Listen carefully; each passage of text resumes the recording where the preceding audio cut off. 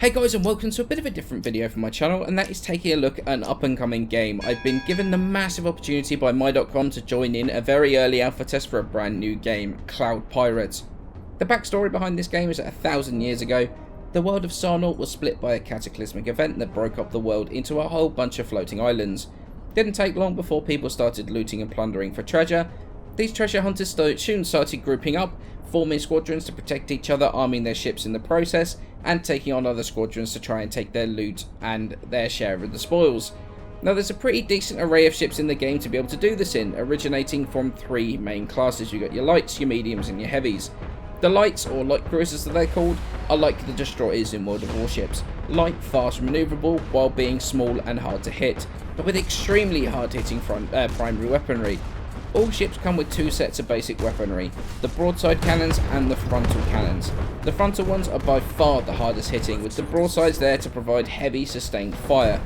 The light cruisers come with the torpedo-like frontal weapons, dealing devastating damages on units it manages to hit, with its broadsides doing very little damage at all. But to balance out that incredible frontal firepower, the light cruisers do not have a lot of health at all, so they really can't afford to take a hit, because if they come under any sustained fire at all, they're going to go down super quickly.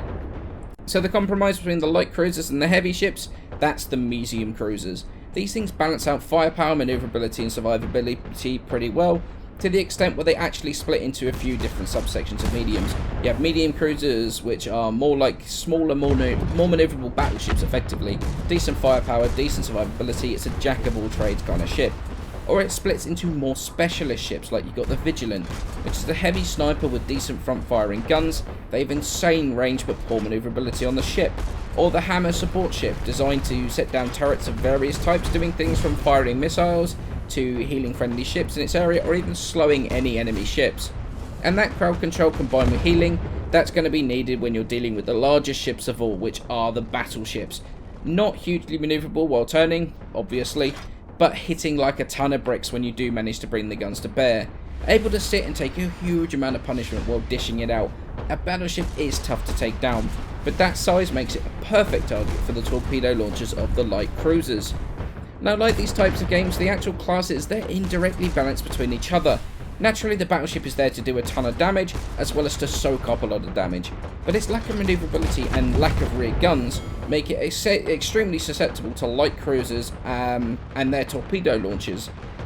Once one of those gets behind you, it's all over at that point, and that's where the cruisers come in. They can take a bit of damage from battleships, while able to deal with light cruisers, as well as, well, basically you've got that slightly higher manoeuvrability, means you can actually deal with those light cruisers a bit easier. Now, each ship also has a specific set of upgrades to it, pretty much in the same way as Armoured Warfare, World of Tanks, that sort of thing. You've got different types of guns, which do different types of things on the ship. You've got different skills that you can unlock, and there are multiple skills on each ship, which really allows you to customize your ship to the way you want to play, and if you get that far, the way your squadron plays. But what this does, though, is create battles that are insanely fun to play.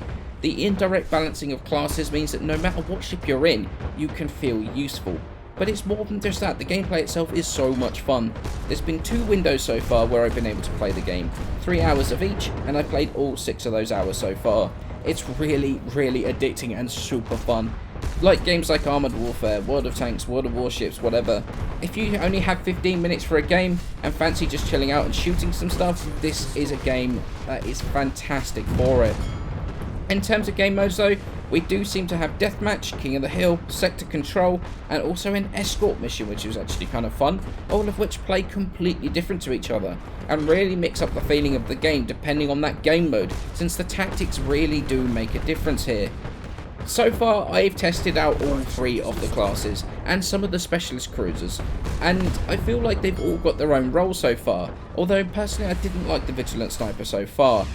Unlike some games like World of Tanks, for example, it does lessen that feeling that while you're in the battle you are completely useless, and it doesn't make you feel like you actually want to do anything.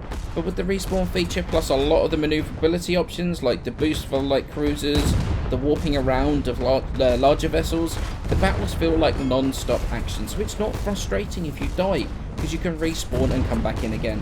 Right now, I've been having a ton of fun playing with people in groups. While right now a lot of it is going to be bot battles because of the amount of people in the alpha, the gameplay has felt rewarding. 14 ships in close combat, cannons firing constantly, missiles everywhere, debris from exploding ships falling past your own ship. Plus that art style is something I really like. It's a game that I will definitely be following closely, and I will be playing in all of the alpha windows that I can.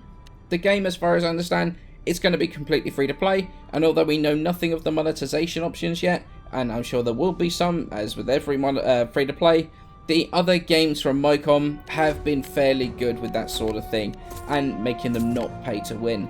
And from what I've seen so far, I think we have a pretty damn good free-to-play game on our hands, and one that I can definitely see myself playing. Links to the sign up to the beta for this game is in the description of the video below. Feel free to leave a comment on what you think of the footage you've seen so far, and if you've got any question for the Micom team, put them in the comments below, and I will see if I can get them answered. Now, I hope you've enjoyed this short video. I will be posting some gameplay probably over the next few days, and I shall see you in the next one.